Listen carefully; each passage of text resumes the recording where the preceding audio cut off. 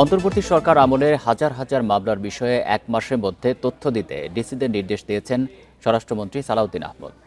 এর মধ্যে রয়েছে সাংবাদিকদের বিরুদ্ধে দায়ের করা হত্যা মামলাগুলো। যাচাই বাছাই করে এসব মামলার বিষয়ে সিদ্ধান্ত নেওয়া হবে বলে জানান মন্ত্রী। দুপুরে রাজধানীতে জেলা প্রশাসক সম্মেলন থেকে বের হয়ে সাংবাদিকদের এসব কথা বলেন তিনি। রাজধানীর ওসমানী স্মৃতি মিলনায়তনে চলছে জেলা প্রশাসক সম্মেলন। শেষ দিনে ডিসিদের সঙ্গে মতবিনিময় করেন স্বরাষ্ট্রমন্ত্রী। এ সময় আইনশৃঙ্খলা পরিস্থিতি, ঈদযাত্রা, পশুর হাট সহ নানা বিষয়ে মতবিনিময় হয়। সম্মেলন থেকে বের হয়ে সাংবাদিকদের মুখোমুখি হন স্বরাষ্ট্রমন্ত্রী। তিনি বলেন, বৈষম্য বিরোধী আন্দোলনের সময় দায়ের করা অনেক মামলা প্রত্যাহার করা হয়েছে, বাকিগুলো যাচাই বাছাই করে সিদ্ধান্ত নেওয়া হবে। অন্তর্বর্তী সরকারের আমলের হাজার হাজার মামলা নিয়ে সরকারের ভাবনা জানতে চাওয়া হয়। স্বরাষ্ট্রমন্ত্রী জানান, জেলা প্রশাসকদের কাছে এই মামলাগুলোর তথ্য চাওয়া হয়েছে। আমরা বলেছি যথাশীঘ্র এবং মৌখিকভাবে জানিয়েছি সর্বোচ্চ 1 মাসের ভিতরে পাঠাতে।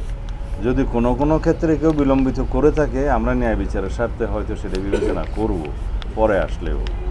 সেটার জন্য কোনো হার্ড অ্যান্ড ফাস্ট রুল নাই। তবে আশা করি যারা মামলা প্রত্যাহার চান তারা তো বিলম্ব করবেন না।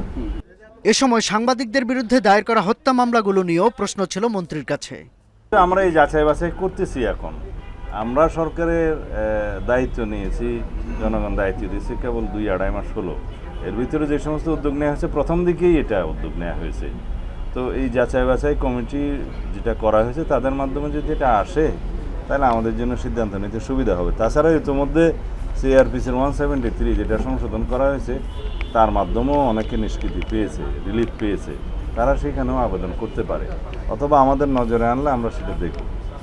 আরেক প্রশ্নের জবাবে স্বরাষ্ট্রমন্ত্রী বলেন, পশ্চিমবঙ্গের নির্বাচনের পর পুশিনের ঘটনা ঘটবে তা মনে হয় না তার। তারপরও বিজেপিকে সতর্ক থাকার নির্দেশ দেওয়া হয়েছে বলে জানান তিনি।